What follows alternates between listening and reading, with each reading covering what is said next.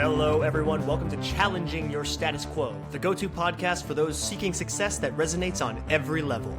Our guide on this journey to success is J.A. Dava, co-founder of Latreia Coaching and Consulting. Each episode, we challenge you to step outside your comfort zone in redefining holistic success. Because in order to truly excel, one must rise in all aspects of life: spiritual, physical, relational, and philanthropical. So buckle up. Let's explore how your vocation and well-being can harmonize perfectly. And give a warm welcome to the host of Challenging Your Status Quo, J.A. Dava.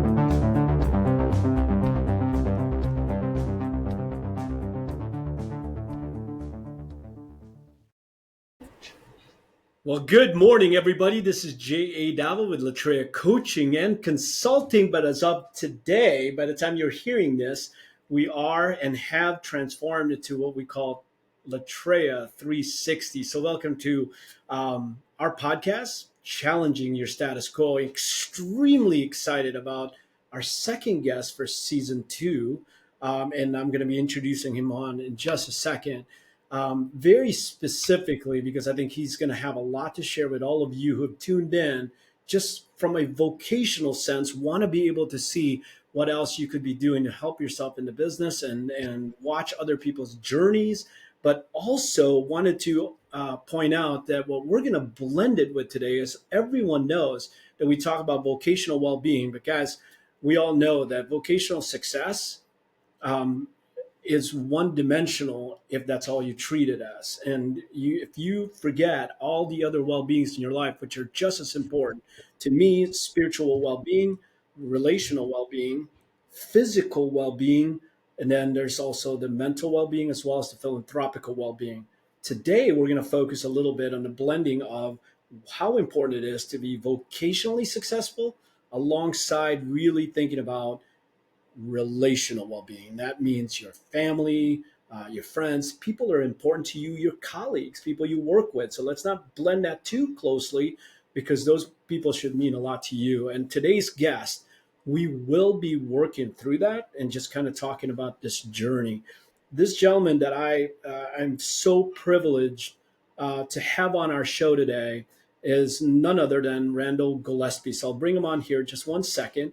But Randall is currently the president, and I'm so excited to announce that, of Leader One Financial. And that is very new. It's not as new as I think it is, but now it's already a couple of weeks since. But I'm going to introduce him on now. So here he is, Randall Gillespie. Randall, good morning to you.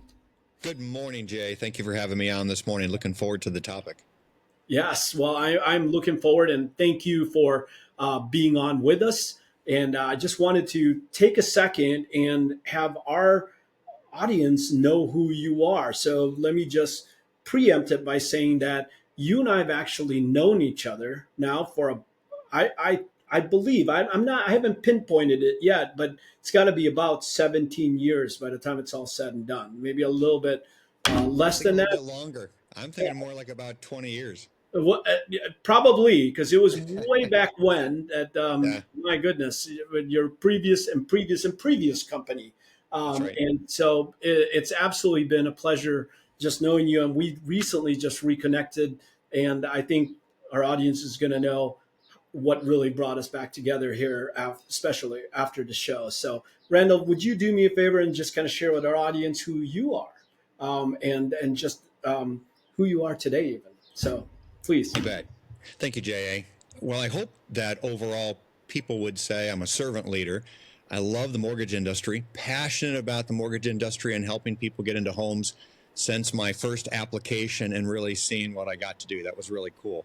I did not start out that way, and I'm sure maybe we'll unpack some of this, but my first endeavor was to go into law enforcement. I was a Marine MP, and then got into mediation, community mediations, and then ultimately into the mortgage industry. And I've been in the mortgage industry for about 33 years now, and have only really been at 4 companies, but have had several of them merge and ultimately then become a little different than what I was passionate about, and allowed me then an opportunity to move on. So today, as you had said, I get the honor of being a president. But what does that really mean? It means the person who is just working hard at supporting everybody and anybody that wants to get to a vision and a goal. And that's what my job is, to help them accomplish that. I love that. I'm the father of 9 children. 5 of them are married. We have 5 grandchildren now.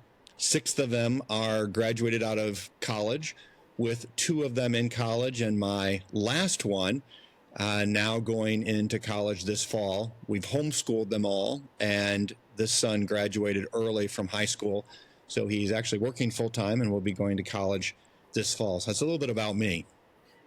Wow.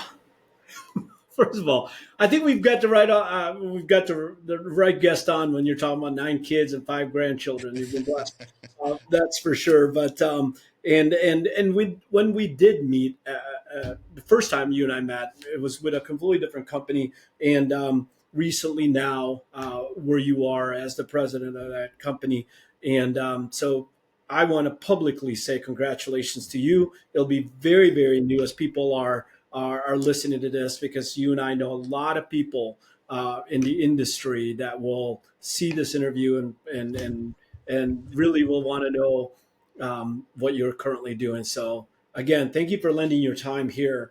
And but I want to talk a little bit, if you would.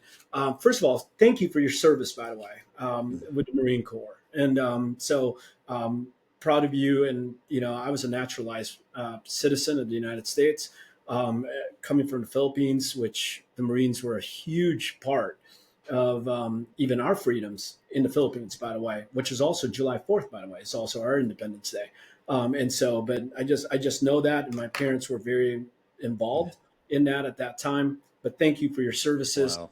I am today an American citizen because of what you guys did, servicemen did Wow. for our country and the United States. Well, it's an honor to serve, isn't it? I mean, you do that each every day with what you do. Yeah. You get to serve and then call it an occupation. But ultimately, when we're really loving what we do, it is about serving, and then it never feels like work. And that's why we can love what we do every day. Yes, absolutely. So, Randall, I want to kind of get into a little bit of the business today. All right. A lot of the people that tune in are asked the kind of questions that is about our business, the mortgage industry, the real estate industry, what the market's doing. And I kind of want to start with that. You have quite a history in the industry. First of all, one of the biggest questions that's being asked is, what is the state of the union of the mortgage industry right now? Could you share just a little bit about what your thoughts are, what's happening in the mortgage industry? Is it really just part of this so-called cyclical world that we live in and called mortgage? What's your thoughts on that so far? I really do believe that. Having been in for 33 years, I was part of the meltdown. I was actually at the epicenter of that, because the 20 years of my career was spent at Countrywide. And so when the mortgage meltdown occurred back in 2009, 10, 11, and through those early years, we thought that was rough. This is a different kind, but you're right, it's all very cyclical. People buy a home, they sell a home, people graduate, they retire. We have all of these cycles. You always hope that those are within some kind of a variance that is not too dramatic. And when you get outside of those, like anything in life, then it certainly creates even more of a conflict and consternation, and getting them back into those kind of levels of consistency is helpful. So back when we saw rates drop so dramatically in 2021, we know during that time period of COVID, we were going to have some kind of consequence. And isn't this of life? Like when things seem too easy and too good to be true, know that that pendulum will swing ultimately. Right. So yeah, am I optimistic? Absolutely. The reality is the volume, the dollar volume that is closing today is still in the top, really best 5 years that we've ever had in the industry. That's what's unique, because the average loan amount is so high. The units themselves are relatively high too, as well as the number of units that are closing on an annualized basis. But is there a lot of challenge with that? Yes. Do we have more people in the industry over the last decade? Yes. And many of them have now gotten out. So there's a natural weeding out that's occurring. The biggest challenge is this, J.A., that of course I'm very close to, having 5 of my children now married and looking for homes themselves, and that is affordability. And there's a lot of that. We can unpack that, but the affordability issue is very real, and we've got to, as a nation, solve for that. And it's going to take a lot of work in order to do that. I have got 3 children actively looking for housing right now as we speak. And so I'm at the epicenter of that today, and hopefully can be part of the solution in getting through that. So I'm optimistic because there's always opportunity. I've said since I got in the business, if there's only one transaction to be had, I want to be in the middle of it for all intents and purposes by being more knowledgeable, helpful, and professional than anybody else that I'm competing against. So there's still opportunity for those who are willing to put that time and effort in. Absolutely. And you know what? I mean, I do think the same as you. And very specifically, one of the other things is that interest rates really to overall, right? You and I were both already in the business when we were hoping that Alan Greenspan, who was our sales manager at that time, at least it felt like it, because every time he spoke, it seemed like things got better and better and better. And I remember hoping that it would be like a double digit. Remember the interest rates were in double digits, and all of a sudden we were hoping, man, if it just gets below into that single digit, we're all going to be millionaires. It's just going to Exactly right. elevate us somewhere crazy, and it did. I remember that happening, and I thought, oh gosh, this is the beginning of the greatest. And so historically, it's unbelievably low rates wise, even. But you're right, the affordability of homes is just absolutely crazy at this point.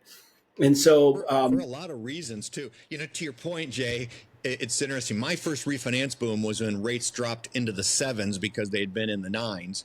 And yeah, so I remember it was my first opportunity, I guess, to show creativity in marketing as a young loan officer. And I had made my own graph of what rates had been doing over the last 25 years and showing a graph where rates had been into the high teens and saying that, wow, even at 7.5% to 9%, that's still a very aggressive, yeah, strong market area to be in. Isn't it ironic that because most recently we've come off rates of 2.5% and 3%, all of a sudden 7.5 seems unattainable. Obviously, you mix that with the average sale price that has almost doubled really in the last decade. That in of itself is what's creating so much challenge. But add one other piece to it, by the way, that we have to talk about in this dialogue. I've been very engaged in social and with some friends, having just had the Washington, D.C. advocacy group that was there, and there's been a lot of debate about this. What a lot of people miss as well is that just really 25 years ago, the average size home was only around 900 square feet. You now have the average size home 1,800 square feet. oh And wow, so we do have larger homes today, which means more expensive. So there's a lot of things that are affecting that affordability. It's not that has remained stagnant. That has actually pushed up the cost because we expect more. I mean, look at the yeah, average price. I just helped my youngest son buy his first car. I'm shocked at the price of used cars. So affordability isn't just in housing. Affordability is really across the spectrum in these areas where we have got new technologies. We've got more bells and whistles on things today than ever before. And therefore, that's pushed up the cost. And incomes have not really kept up with that. So that's part of the challenge, too, that we are in right now. I mean, don't you find that our kids, right? Um, the houses that they're buying, the cars that they're buying are the kind of cars that mom and dad have currently. At least it feels Right. like that, right? I mean, they Right. want, they moved out of that house. If they're going to buy a house, it's going to be a lot like mom and dad's house. And so you're right, because I didn't start out where I live now. I started out in a 1,100 square foot home, right? And that was considered big at that time because That's we right. didn't have kids. That's right. And I remember having a 3 bedroom, 2.5 bath, and it's like you guys just moved in. You can probably buy a condo right now, but I was looking at it to leverage what it'll eventually be to house my family in the forever home while they're going through Mm-hmm. school and all of that.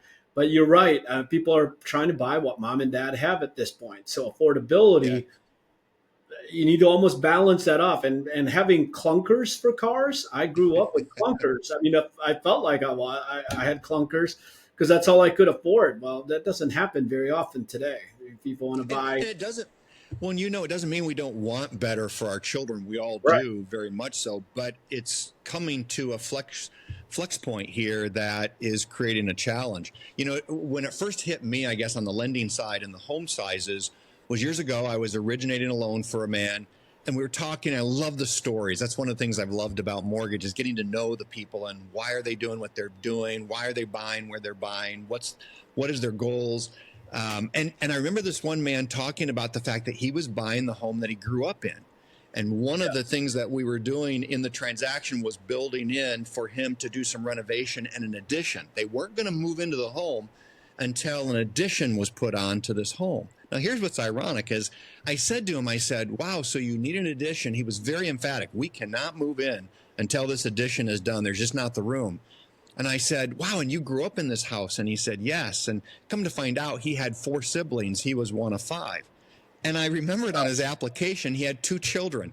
And I just made the observation, not as a judgment at all, but that's when it really hit me. We both started laughing. I said, so the house that you grew up in with 5 children isn't big enough for your 2 children now. And we kind of laughed at that. And he said, boy, I hadn't really thought about it in that way.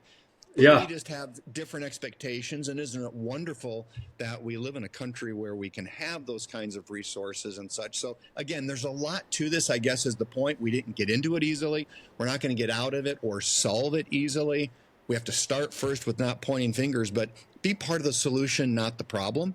And so as there is a lot of discussion right now, we're not going to see it from politicians right now, any kind of conclusion. We're going to have to do it as consumers ultimately and create these kinds of opportunities.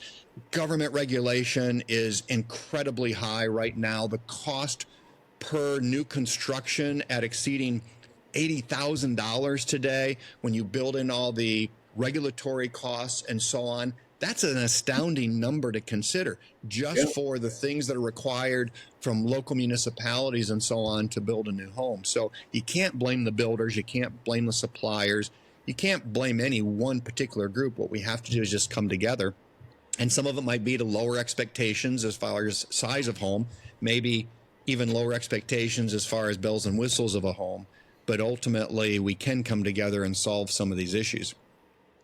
Well, so interestingly enough, you're walking into a whole new role with a whole with a new company, and we're in the world that we live in, right? In our vocation, we're in the non.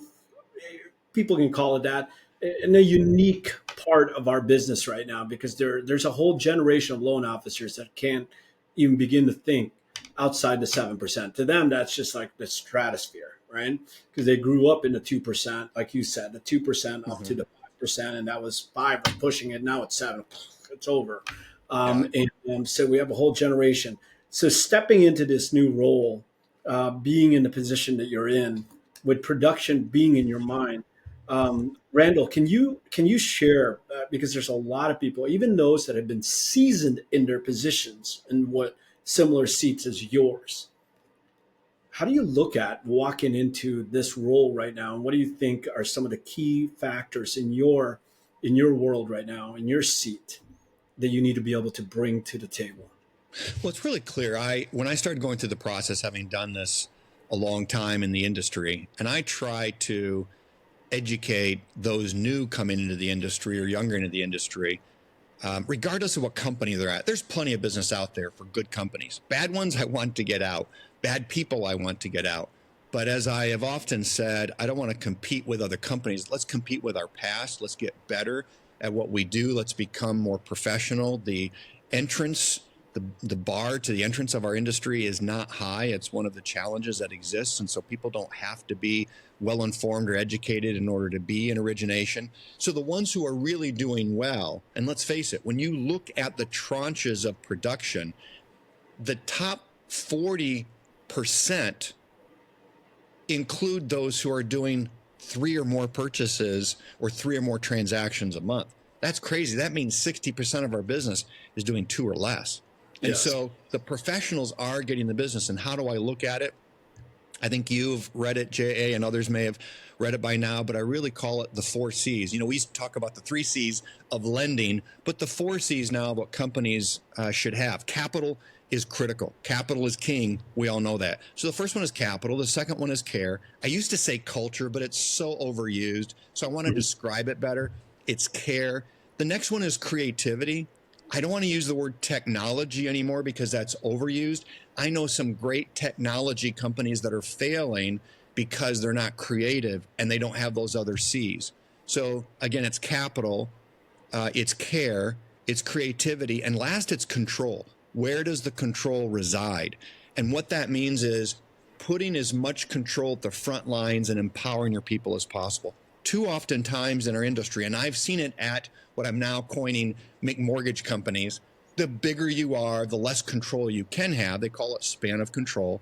And therefore, it's why I've been really adamant about this over the last couple of weeks on some posts that I've been involved in. And that is, there is a natural market share you can get, because in order to have a low cost and attraction, you have to give up on that service and some of these C's we're talking about.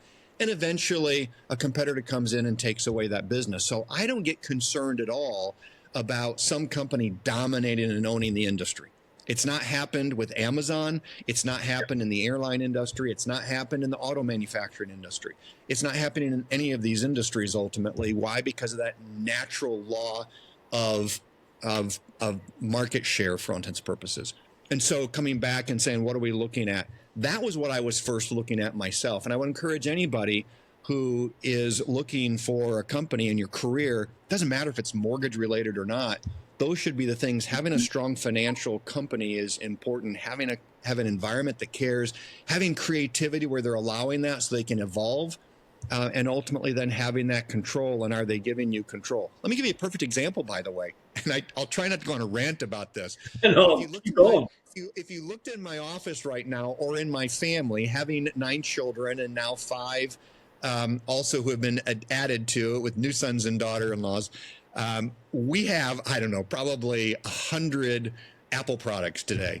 I bought a new laptop about 3 weeks ago. Apple is the world's most valued company. Over $3 trillion it's worth today. No one would question its technology. And yet, it's been a month, and when I bought the laptop, it had a faulty cord in it, and I cannot get a new cord without paying for it. And that does not make sense to me. I have tried calling. I tried visiting a store.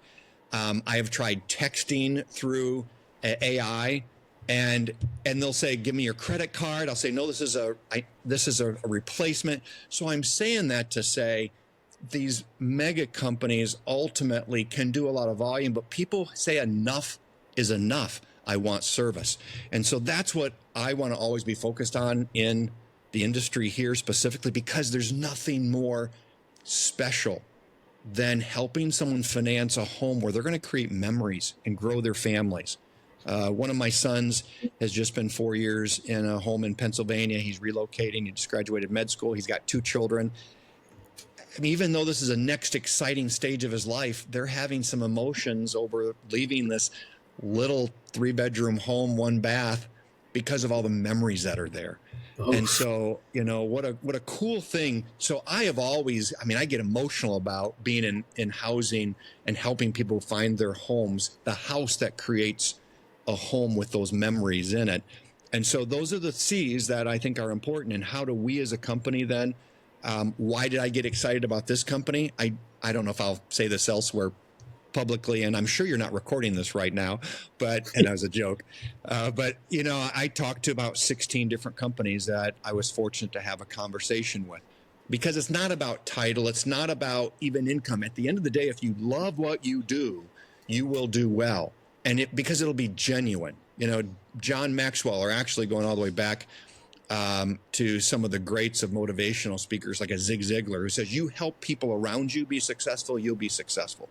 And so I just recently put out a post saying that I'm looking forward to Mondays again, because that's one of my signals that I need to either change my game or change my environment or change my attitude or something, is when I'm not looking forward to Mondays. Not that I don't want to be with my family. That's not it. I love being with my family. but I want to love what I do. And so I was looking for a company with those 4 C's, and that meant it, not just in writing, but practiced it. Just like we as a large family learned very quickly, our kids don't listen to us as much as they watch us. And so I was watching these companies. I took time, as they often say as well, in good management leadership, be slow to hire, quick to fire. What does that slow to hire mean? Make sure it's not just a resume. It's not just a flashy social media presentation, but making sure there's substance ultimately there, and proven success, proven dedication, proven urgency, proven ability. And so that's what I was looking for in the company. And the fact that you and I found out, even though you and I have known each other for years, I didn't realize you and the chairman of this company had known each other, and a lot of like values there with everyone. And just kind of cool how those things can ultimately come together naturally here for the right reasons when you do it the right way, or at least I feel that. And so Absolutely. I'm super excited about that. So that's what I want to deliver. First, remind the company what they have. My first company that I went to, I was killing it. Like my first week, I remember going to the first meeting, and we were sitting there with our manager, and he asked me to speak, and I had already had like 7 applications in that 5 days. I was running and gunning.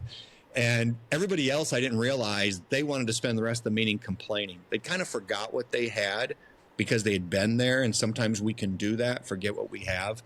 Yes. And so I want to remind people first what they have. Fortunately, there's great attitudes because I talked to a lot of them. I talked to top producers. I reached out. They're actually the ones that sold me, because when you have people that give credit to the company as well as to their own ability, that's fantastic. And so I want to remind them of that. By the way, something else that I learned early on in recruiting, and that is there are really good people at bad companies and are successful. Yes. There are bad professionals at good companies and are successful. You get a great individual with a great company, that's when you see the superstars ultimately come out. So that's what I want to do, is help remind people what they have, help the industry better understand who this company is, because it's been around for 33 years now. And so with that kind of history, that's pretty long, as you know, in the age of IMBs today, how it's independent, how it's structured, and then deliver. It is all about the customer. There are a simple thing that I put together years ago to say, if it's legal and it's profitable and it's good for our people being the employees, people being the customers, people being the referral sources, if it's good, and if you can say yes to those 3, why would you say no? So that should be a handbook of any good company. And ultimately, as I shared those kinds of things, I am humbled at this company and the reception of the people, the professionalism of the people, as I had a chance to meet the leaders from around the country. Wow, are they performers? Just fantastic. And so getting to come in and just support them is exciting to me. So I hope I answered your question. I threw a lot out there because there's a lot going on right now, and I'm pretty excited, Jay. So thank you. You started it by saying, I make sure I don't rant about this. And I'm glad I let you rant about it, because it's good rant, by the way. And I hope this company has just the manpower, the energy to keep up with this kind of energy that you're going to be bringing in. Because you know what, one of the things, what I love about your 4 C's, by the way, you and I never really talked about why I love your 4 C's, is because what is happening in our industry right now, which is, I think, not part of the cyclicalness of it, something that's just kind of evolves with our business, is that things come and go, right? And one of the things that's coming right now is the whole idea of AI and EQ, right? Emotional quotients. And what you just did, and I don't know if that you meant it then, or if it was just kind of a God thing for you, but when you have the 4 C's, which I believe you're bringing in there, you were looking for a company that could meet all the 4 C's. You got capital, care, creativity, control. And I loved how you put a parentheses around care, culture, right? And then you also put a parentheses around creativity, tech, right? Because I think that's where people are. They're trying to cross the two between culture and tech. AI, which a lot of people are afraid, right? Or they're even afraid of like what's happening with Redfin and what's the other Rocket coming together. Yeah, exactly. And thinking to themselves, it's the end-to-end thing. Here's the one thing for sure that you're bringing in there, is that you're bringing in the emotional quotient of it. And that's where that's a human factor that has to be brought in, because you bring in all the greatest of technology. You can even understand AI, and our team is heavily involved in understanding AI, so that because of how needed it is. But by the time it's all said and done, listen, you got to be able to bring in there the care and the creativity of everything that's coming together. You got to take that culture, you got to take that tech, and you got to be able to blend it well together. And those people that understand that will thrive in our business. And now Yes. you get the backing of a company, like you said, good people with a good company, and you're putting that together with your 4 C's. That's what I love about it. I couldn't wait to get an even further understanding of why you chose care and creativity, by the way, Well, because and let me throw this out because it goes with it. It's everyone keeps thinking we're going to be replaced with AI, and we will not. right. Why? Because God made us special. Ultimately, Yes, I've got a son who I said just finished med school. Clearly, he has his mother's genes, not mine, and he brought up something really interesting as AI is now getting very entrenched in medicine as well, obviously in every yes, field, but especially in medicine, and we get excited about it. But here's something that he pointed out, and I didn't know this. He said, if you try to get AI to give you a picture of a full glass all the way to the brim, it can't do that because yes, it can't picture it. Why? Because what it does is it's going out and looking at all the pictures, everything that's out there on the internet and everything that's out there stored, and it's looking for every picture. That's where it gets its knowledge. It can't create it in its own head. Why? Because who intentionally fills all the way to the rim other than your waiter at a restaurant when it's about ready to make a drink and your coffee in the morning or something. But ultimately it can't. So when I stop and I think that's what differentiates us then and what we bring to the table is the creativity, the way that we use AI. There are some who have done very well on social because of their using AI. I amped up my social presence not by having it write all of my stuff, but having it help me write my stuff. I want to make sure that it's still me coming through. I don't want to just yes, fabricate and copyright, so to speak, because it's my creativity. In fact, more times than not, after I take what research it has provided me, I double check, I then write it. It always says, would you like us to rewrite it for you? And out of curiosity, I'll hit yes. More times than not, I say, no, give it back to me because right. this is fluffing it and it lost its meaning because now it's not speaking to an audience that I intended because Yes, I'm visualizing who it is that I want to reach. A good loan officer in our business visualizes who the customer is that they want to touch and reach. And that's how ultimately they connect with them. It's yes, that creativity. When I got into the business, don't mean to date myself, but we had less restrictions in regards to marketing pieces and such that we would do. But my first marketing piece, because I didn't have any money, and I knew someone that actually had sweet corn in a field, and I asked him if I could have some if I picked it. So I picked sweet corn. I bought these 10 baskets for like $1.25, these really chintzy bushel baskets. And I put corn in there, and then I used technology to make a printer to print out. When I was in Japan, my last duty station, and so I was an early adopter of technology, brought back with me a computer and a printer and all that. And I printed out a flyer that said, now don't laugh, but you may have to cut this piece out, but it said, when it comes to hearing what your customers need, I'm all ears. oh gosh, well, I'm definitely keeping that on, just so that you know, just because Hey, that's awesome. AI could not have figured that one out. But I'm That's telling right. you, the audience, because what I wanted to do is make sure that people knew what was going to differentiate me is I wasn't coming in saying, hey, I got a 30-year fix for you, because I'd already seen that really quick in the industry. I'd only been in about literally 4 weeks when I did Yeah. this campaign. And I'd already heard so quickly what was going on and why some people weren't being used, because I started asking questions. It's a whole nother topic. I think I've posted about this, my first big initiative that I did in the business to learn quickly, add years to my experience. And that's what I did is people weren't listening. So I wanted to be known as the one who was going to listen to the needs and then respond to them. So I could use creativity with technology. It's not the technology I was depending on. And too many people are sitting back at their desk throwing out another post, doing something social and thinking, okay, how come the business isn't coming in? Does that still, you can get some there, but you got to complement it. It's still that hand-to-hand, face-to-face opportunities that you can create. It's relationships and building people's trust. Kyle, I love that, Randall, because as you well know, do you know we've already been on for about a good solid 30 minutes? Oh boy. Time just flies, right? But it is that whole thing with, what AI I believe is bringing to the table for me when I summarize it to just about everyone that I'm talking to about it, and when I'm teaching it even, is that the one thing it will never ever really replace intelligence. Yes, I understand that. I understand that there's a repository full of information, and that it can be processed a lot faster than what you and I could on a daily basis. But the one place it will never be able to really take care of is that in anything that we do, anything that we taste, smell, hear, see, before it ever gets into the frontal lobe of the IQ part of us, right? It has to go through that emotional side of it. And what you're talking about, relational, that will not be replaced by That's right. AI. It just will not.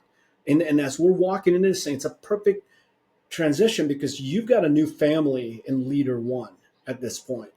And I think I pray and that you're able to really bring that four C's in there because, like you said, a good company, good leadership, and a good person that's coming in, you put them together and you put together that four C's, and it's a beautiful thing because it isn't necessarily just about talking about what's the latest gadget that you guys are going to have, but it's the full package about caring because it will translate to the people that you serve, right? That's right.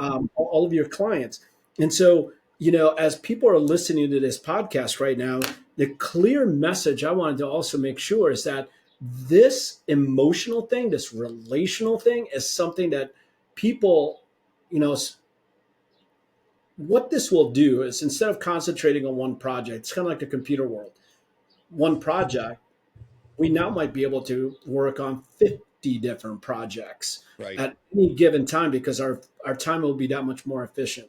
Similar to the computer world, it was supposed to slow our world down, but instead it got busier because things were faster when the computer age came into play, and people really didn't know how to balance that. And so, one of the key things that suffers is now our ability to just go out there and work and work and work in the computer age. And I think it's going to happen more and more so now with AI, even because now we're going to be able to take on multiple projects any given time. Is really who's going to, that emotional relational side translates into that so-called relational well-beings in our lives, and that's family, it's friends, it's those things that are important to us. Randall, the reason why I wanted you on this podcast is because I watched it. I watched you on posts, and family means a lot to you. Sure does. Means everything to me. Right. And I do want to talk about that a little bit because vocational success, you and I both been blessed in the industry to even be talking today on a podcast, for goodness sake, about our careers is one thing, but family means a lot to you. And I think people need to hear how, is there a correlation between financial vocational success and relational success and relational Absolutely. well-being? Absolutely. There, and you can't separate the two at all. And I learned that early on in a number of ways. As a military policeman, I saw that in apprehensions, in the conflicts that I got involved in as a military policeman. I learned that in mediations. I had the opportunity to be a neighborhood mediator. I did juvenile assault cases as well as small claims cases in mediation. It's actually how I got into the mortgage business because one of our volunteer mediators asked me if I'd be willing to talk to him about getting into the mortgage industry. And that's how I got into the mortgage industry. And what I've learned in all of those, and then now raising 9 adult children, Yeah. same thing, helping them realize that you can't be just one person. You've got to be all of these well. You will not be successful in business and a failure in home. You will not be successful financially and a failure at work. All of these things are congruent and meld together. And you watch, you've seen it in Hollywood, you've seen it in sports. someone who gets to the top of their game in one thing, but then it crashes down and they become a flash in the pan. I've seen it in the mortgage industry. Some people who just became superstars in the first couple of years, but they did not keep the balance. And ultimately, their careers were ruined as a result of it. They start making bad decisions. They end up doing things that are either unethical or illegal. And then the rest becomes the result of those consequences. I would even add that as we have segued into this, but two other C's that go with that creativity.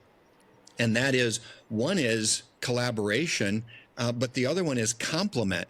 And when you are using the technology to complement who you are, what you're trying to do, collaborate using the technology and easy collaboration. We can collaborate easier today with Teams and texting and emails easier than ever before. We can do that with our families. And when we use those things, it gives us more time to have those relational things that are happening. One of the things that we push to our children very early on is don't ever tell us you don't have time for something. It's that it was not a priority is what it really comes down to. You have time for everything that you make a priority. And so we didn't talk about time management. We talk about priority management ultimately. You want to hear something really crazy, and I look back and I do not know how we did it, but short story is all of our children play music. It was one of the things we did while they were being homeschooled, is having them all learn music. And then we would start going to nursing homes on weekends to give them a purpose to practice the music.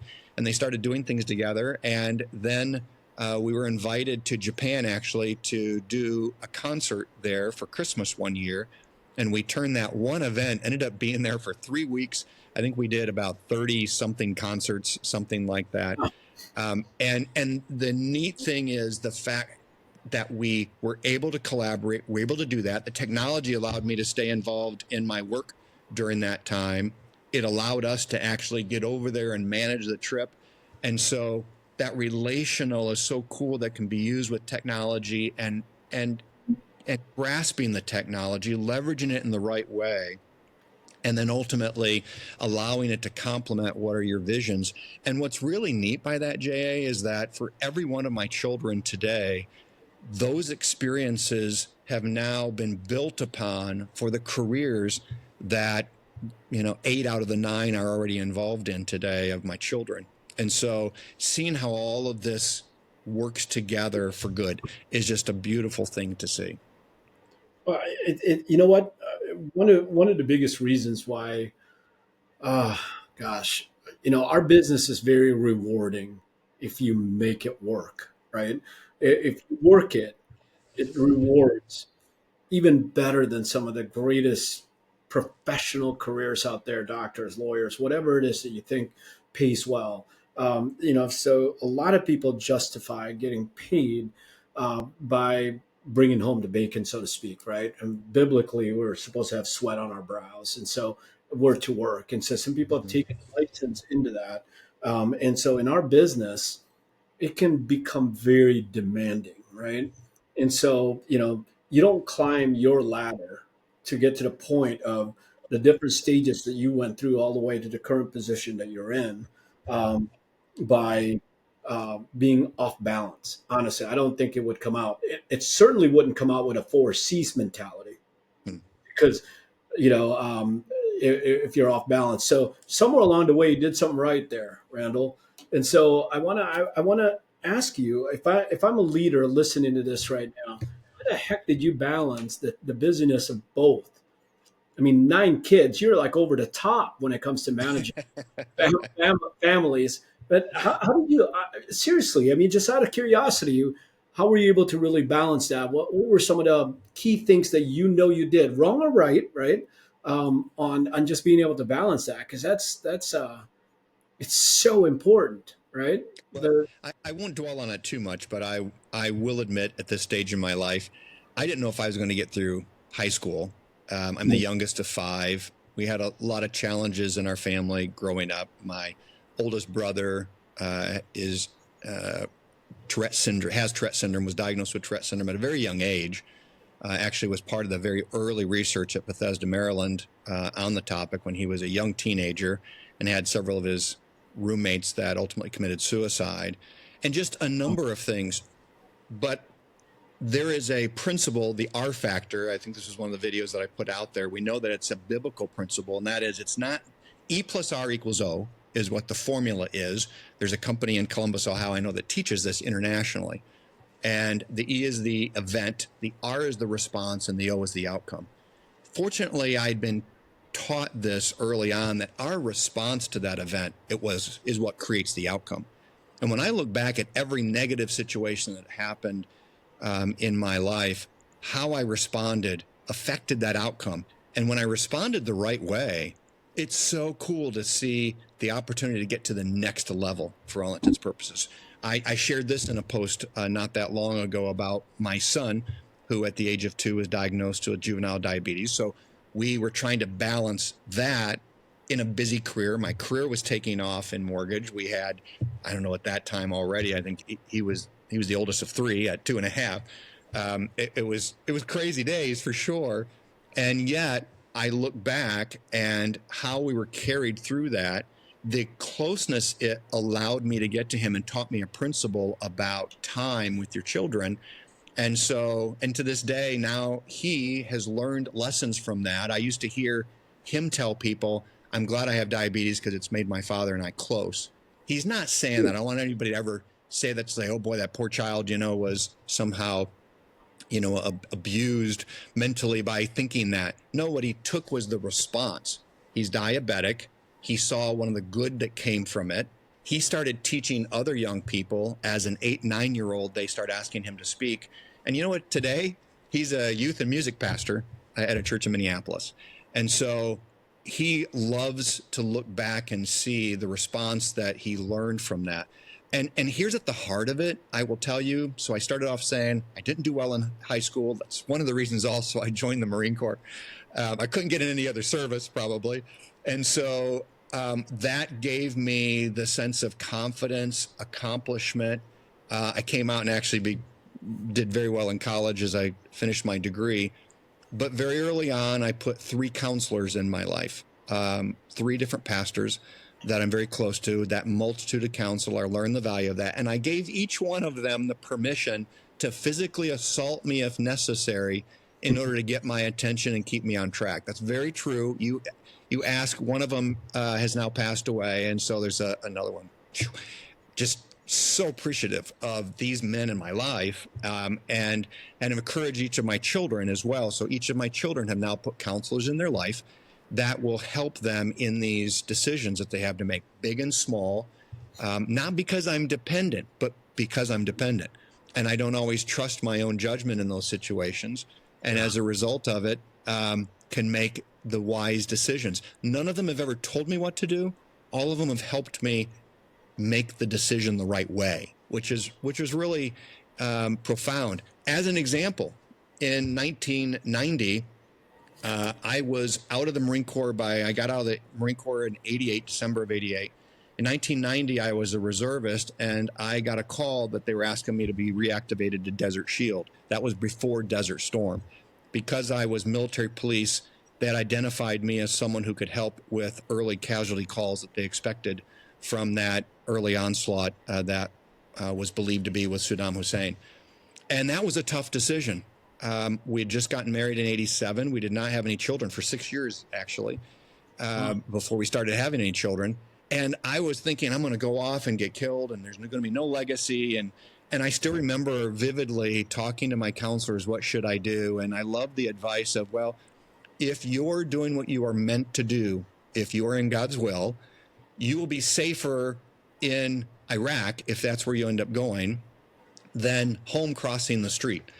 Yeah. And so I volunteered for Desert Shield, had an incredible experience for that 4 months. And ironically, the week after I left, orders had crossed in the mail, and I did get orders to combat replacement to go to Iraq. But because I'd already accepted these orders, they superseded the others. What a way of protection. And so I look back at that, and I guess to answer your question, having good counselors that don't have an agenda, it's one of the reasons why I've stuck with the same counselors, because too many people try to find a counselor that will tell them what they want to hear for the situation that they're in. And that can be dangerous. And so the same ones, and because they know me so well and they know my penchant for certain areas and going off in certain directions, it can be a 2-minute conversation. And I remember my oldest son, who he and I were not having an agreement. We were disagreeing agreeably, but I'd asked him if he had talked to his counselors about it, and he called me back like 4 minutes later. He's like, "That's not fair." He said, "Yeah, they're saying the same thing that you're telling me, Dad." And I said, "Wonderful." I said, "So," and he's been blessed for it as a result. So I don't know if that's the direction you wanted to go. I'm being very open about it, because if there's a powerful principle that I was very fortunate to get, is having counselors in my life. In fact, behind me are a couple of books by Lencioni about business that actually was given to me by one of my first and dearest pastors that understood my direction for business. So some people say, well, how can a pastor help you in business? Because they're very wise. The Bible is a great business book. And in fact, you will find the creation of work actually in there. The very first work that was given was to dress and care for the garden. And what does that mean? And there's a piece I do at a leadership conference on that specifically. But that was instrumental ultimately early on in my career. You answered it masterfully. So if you, I know that when I asked you that question, one of the greatest parts about the answer that you just gave me is that you gave permission for some people to counsel you as you're raising family and you're developing relationships. Those counselors, as you would call them, I'm part of a men's ministry as well, and I call that the Paul Barnabas Timothy theory. And the whole idea that Timothys are people that we have the ability to teach, and we have a desire to teach those that are the Timothys in our lives. The Barnabases being our friends and our peers and who we hang with, but then the one that always tends to escape people is their pulse of their lives, the people that you have given permission to be able to speak into your life to make sure that you're doing the right thing, right? Not necessarily telling you exactly what to do, but to help you make the right decisions, right? And that lacks in most people's lives. And here I am asking you about relationship, and you immediately turned it.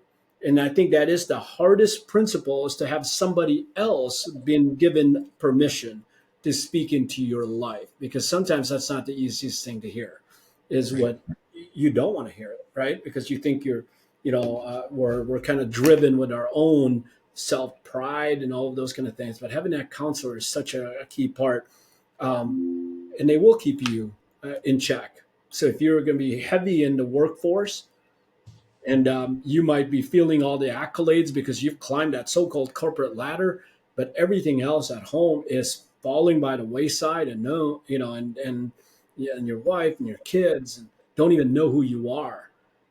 That's a lonely place that you could end up in that you Right. never prayed would happen, right? And That's right. so you answered it not only right on, spot on, but probably one of the greatest lessons we can learn is have a Paul in your life, have a counselor in your life. And you did something that is, a lot of people will say, well, I have Pauls in my life. They could be books, they could be podcasts, they could be all of those. Not only is that not really a Paul, but it can't speak to you, number one, right? It's not going to speak to you and call you out or anything like that. But at the same time, you gave a principle in here that's really important. It's you actually gave somebody the permission to do that. That's right. That And in puts, fact, I've got 2 daughters, and I will tell you the first question I ever asked my 2 son-in-laws when I first met them was, where do you get your counseling? Who do you submit to in making decisions? Really trying to just see their personality, their willingness to submit, because that's humility. None of us can ever make decisions all on our own. And that doesn't mean a lack of decisiveness. As I said, no one's told me what to do. They're reminding me of how to make the best decision. And it's when I go off on my own that I ultimately make the worst decision. But for all of us, it's showing that sense of humility and that's collaboration in business. There's never been a job I've had where it hasn't been so cool to sit around and get to be part of the decision making.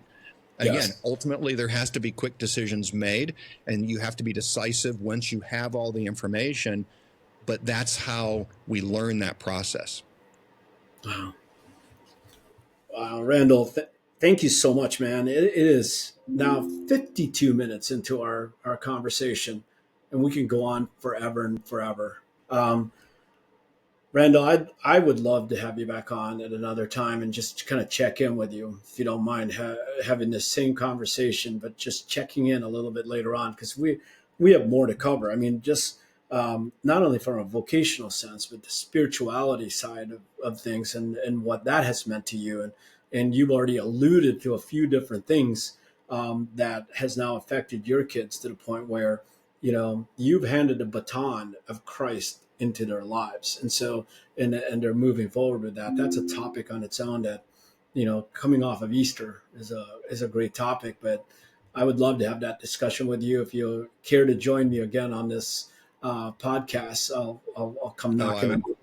I would love to. Maybe one of these days I'll have one of my sons or daughters on as well. But thank you, Jay, for just what you do, the mission that you carry forward. One of the things, even in this last transition that I've made, I have gotten a whole new appreciation for some of the relationships that I've been able to deepen by finding folks like yourself that are selfless first in their counseling, and the fact that you are pouring yourself into others. One of those John Maxwell principles, again, where when you are pouring yourself into someone else and it is done for pure altruism and helping that other individual, look at the success that it brings back to you. That's not why you're doing it, but that's a natural consequence. So thank you for what you're doing in business, personally as well, and opening up these kinds of conversations for us to share what really makes us tick for all intents and purposes, and what's the true secret of success. Otherwise, we end up not really finding out what are the things that we can all participate in and take advantage of in order to find success. There's been a couple of great. Thank you for that, by the way. And what one of the greatest compliments I was ever given was given to me by my wife, who said to me, "You're the first person, and I want to thank you for that." This is before we were in dating. When she said, "I've never had anybody say to me that they're praying for me." Right. That was one of the greatest compliments back to me when someone said that to me. That was my wife.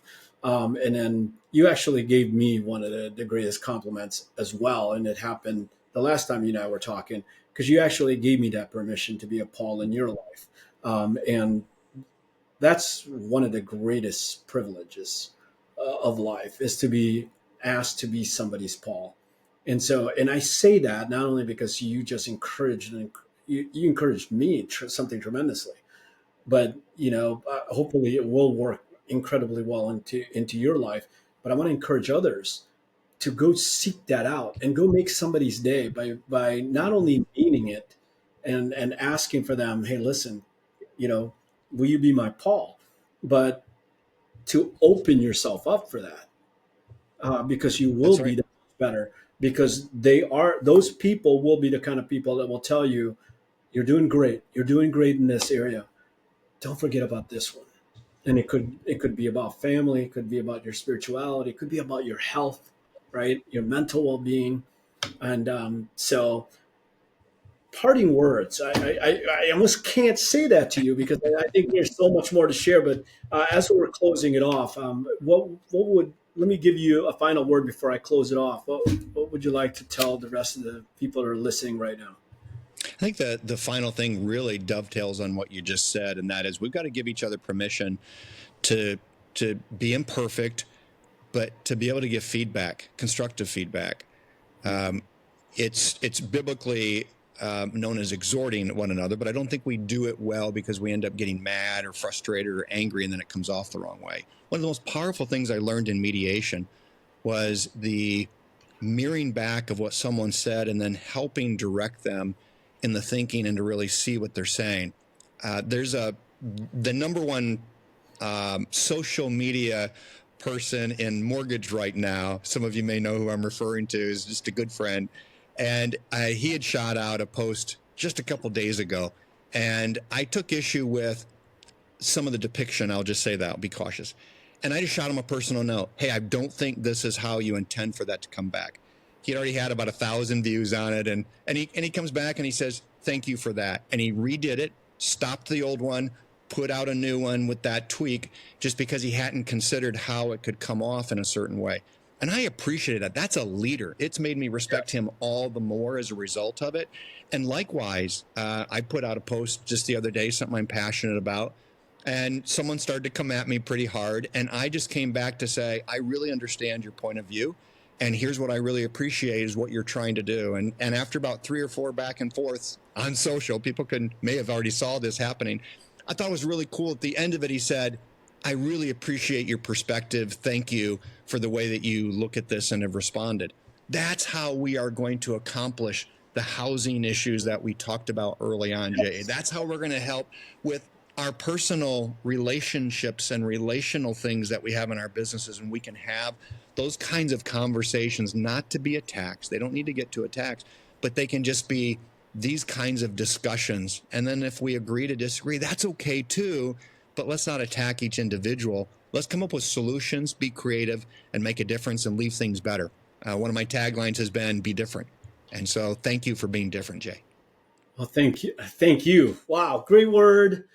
Oh, man, be different. All right. Well, Randall, thank you so much again. And I'm going to go ahead and close off the show. Just kind of talking to everyone else out there right now that's been listening. First of all, thank you so much for joining us today. Randall has been an incredible guest, and I think there's so much more to cover. Our last 2 guests, there's just way too much. We could have done the whole season with this.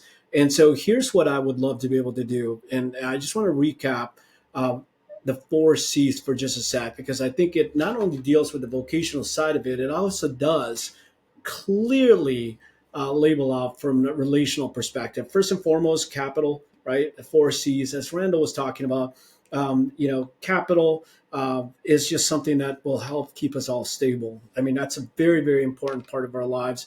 And then, but the 2 in the middle, care and creativity, is something that's just as important. Creativity is care. First of all, it's a culture. Creativity, it's the technology, correct? And all of those things are now a big part of our lives. But just having the 4 C's and having those all connected, think about it not only from a vocational standpoint, but from a relational standpoint. The capital, do you care?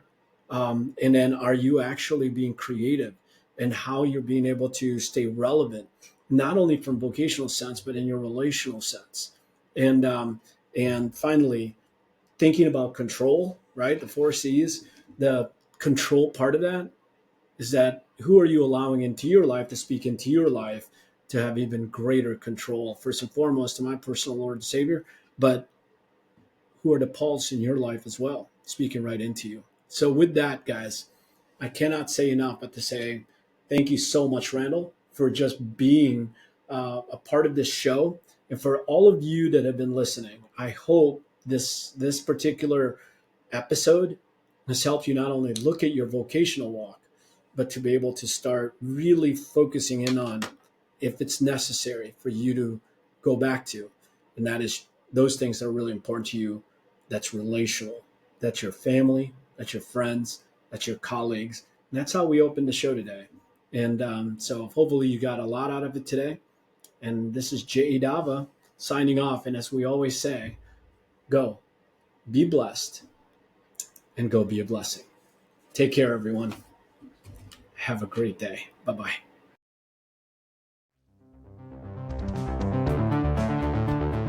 And that wraps another episode of Challenging Your Status Quo. We hope you found inspiration and practical wisdom to carry into your daily lives. If JA has inspired you, join our community by subscribing to the podcast. Stay connected with us at latreacoaching.com and through our social media channels where the conversation and growth continue.